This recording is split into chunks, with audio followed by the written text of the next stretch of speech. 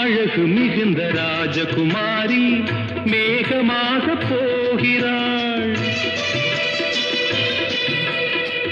ஜரிகை நெளியும் சேலை கொண்டு மலையை மூட பார்க்கிறாள். பள்ளம் சிலர் உள்ளம் என ஏன் படைத்தான் ஆண்டவன்?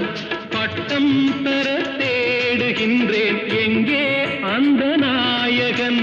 மலையின் காட்சி இறைவன் ஆட்சி. செந்தாழம் பூவில் வந்தாடும் தென்றல் என் மீது மோதுதம்மா.